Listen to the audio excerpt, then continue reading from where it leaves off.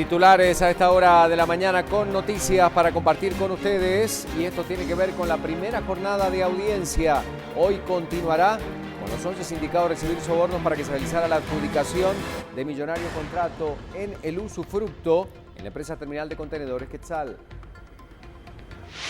Nueva polémica envuelve al Instituto Adolfo B. Hall y sus diferentes sedes. Diputadas denuncian discriminación de mujeres estudiantes que de resultar embarazadas deben de ser expulsadas. El homosexualismo atraviesa la misma situación discriminativa dentro de las instalaciones de este plantel.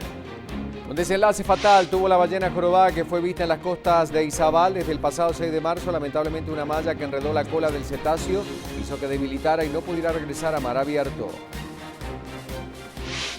Los tres poderes del Estado abren oficialmente la propuesta de gran diálogo nacional para que se realicen reformas constitucionales en materia de justicia. Las propuestas buscan quitar el privilegio de antejuicio a alcaldes, gobernadores y a candidatos.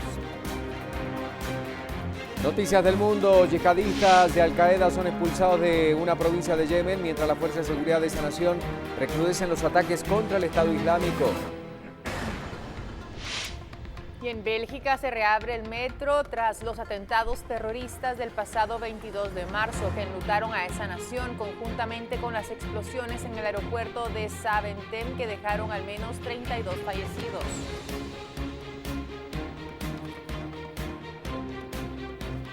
Noticias que compartimos a esta hora de la mañana junto a todos ustedes. Gracias por acompañarnos. Estamos viendo cómo se comporta Calzada Roosevelt muy tempranito. Y ya está fuertemente congestionada, como podemos observar. El carril reversible está habilitado a metros de este punto y es una muy buena alternativa para dirigirse directamente hacia la Montúfar, que se vuelve toda de una vía. Todos los carriles reversibles funcionando con normalidad. Damos vuelta de página a esta hora de la mañana para tener otras noticias y nos vamos rápidamente a recordar lo que pasaba hace algún tiempo atrás. Hechos importantes que ocurrían un día como hoy, lo colocamos en pantalla acompañados de este reloj virtual, por supuesto, que nos lleva también a un año muy importante. Vamos a iniciar entonces con las efemérides y nos trasladamos al 26 de abril de 1924, se publica El Proceso, la primera de las grandes novelas de Franz Kafka. Seguimos este recorrido y nos vamos hacia 1989, cuando se transmite en Japón el primer episodio de la exitosa serie de anime famosa a nivel mundial, Dragon Ball.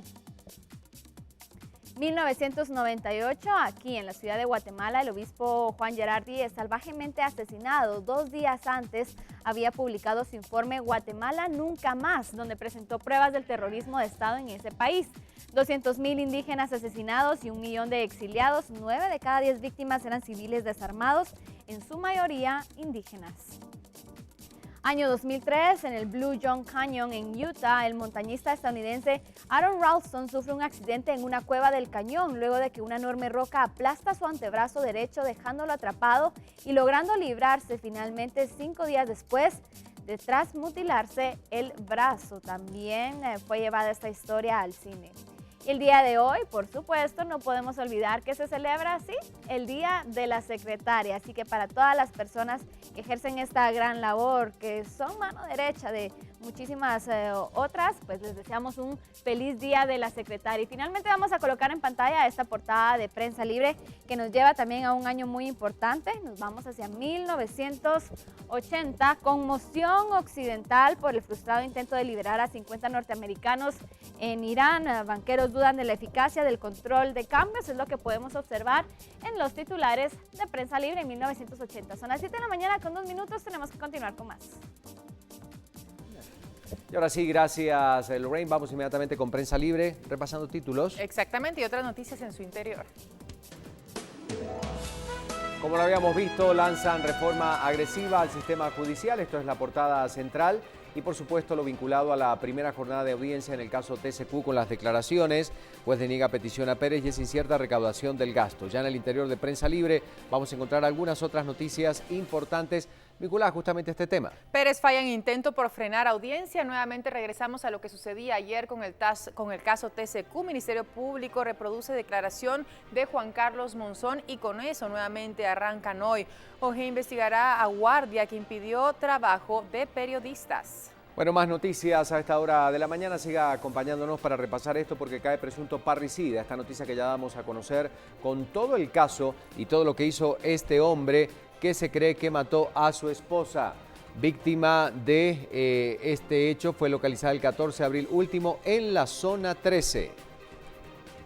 Hay otros hechos importantes que compartimos con ustedes y que ustedes también encuentran en Prensa Libre. Vemos allí lo que sucedía con la crónica policial. Herido de bala, exagente activista, víctima dirigía una agrupación en defensa de los derechos de los policías. Vecinos lo calificaban de problemático. Ahí vemos cómo efectivos de la PNC se presentan en el lugar de los hechos.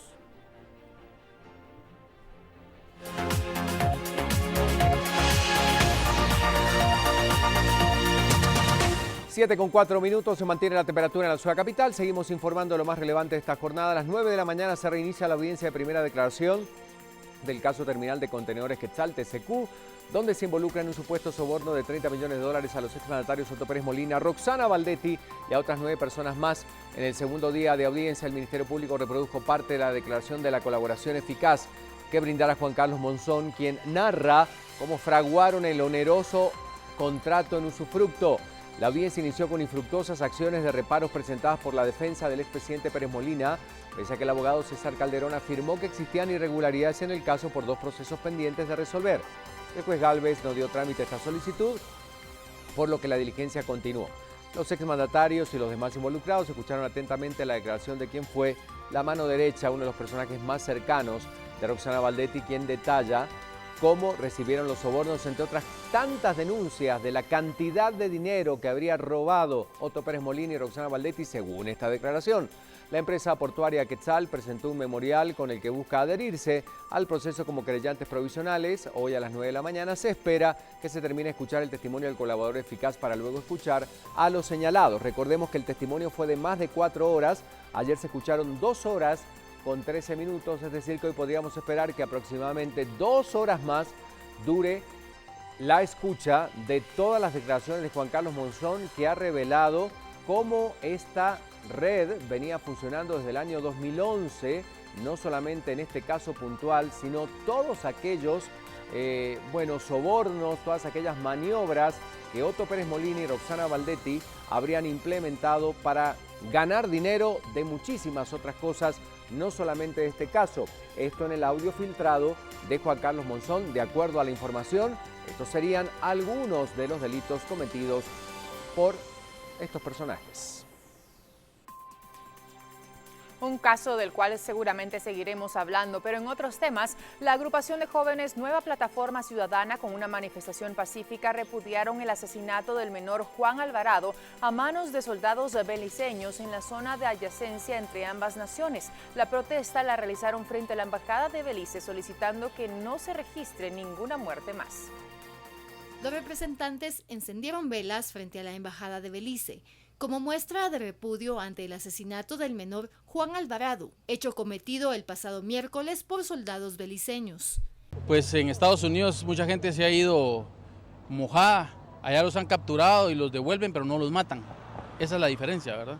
Y no puede ser que aquí estamos a la par, somos países hermanos, somos centroamericanos y ahora tengamos estas muertes, ¿verdad? Yo creo que eso no puede ser, no hay justificación para hacer un acto como tal. El diputado Lain Fiesta aseguró que esta acción surgió por el interés que mostraron sus hijos sobre el caso. Una de sus hijas le sugirió hacer esta protesta en busca de justicia. Las veladoras y las playeras blancas surgieron conforme avanzaba la convocatoria, realizada a través de redes sociales. Tomen en cuenta que un niño tiene muchos derechos y tiene derecho a la vida, que es lo más importante, porque es como un derecho también de un niño, o sea, vivir, y no solo por así de la nada que lo maten, es injusticia. El nombre de las víctimas del conflicto entre Guatemala y Belice fueron plasmados en carteles, que han sido registrados por Derechos Humanos. Se han reportado casos por agresiones y amenazas, y de guatemaltecos detenidos que no han cometido delitos graves. Los cambios al sistema de justicia son propuestos por los 3 poderes del Estado, que catalogaron de indispensable las modificaciones. La mesa de diálogo se moverá a 8 departamentos para su discusión a partir de mayo y se espera que la propuesta sea entregada al Poder Legislativo a finales de agosto para su aprobación. ¿Cuál es el contenido que persigue este gran diálogo nacional? Se lo explicamos a continuación. El debate de una reforma constitucional arrancó. No obstante, este diálogo contempla única y exclusivamente el tema de justicia.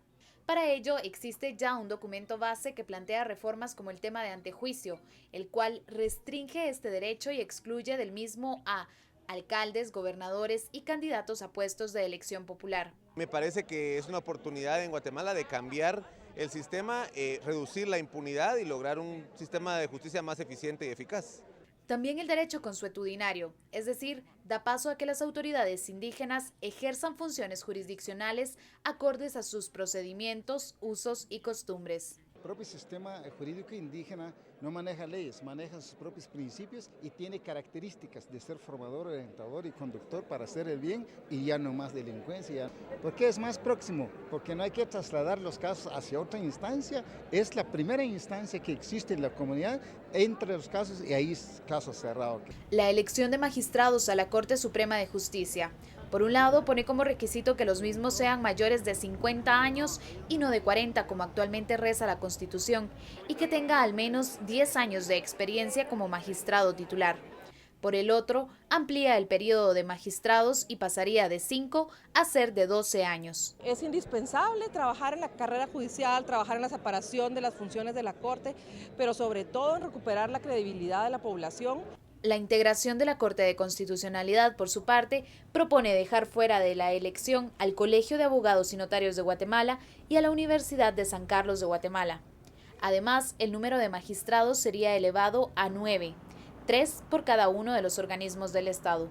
Son aspectos que requieren de un diálogo, una discusión profunda y que también merecen ser fortalecidos. Igualmente, esta es una propuesta que permanece abierta a la discusión y el debate, tanto con la población como con instituciones y cuerpos técnicos.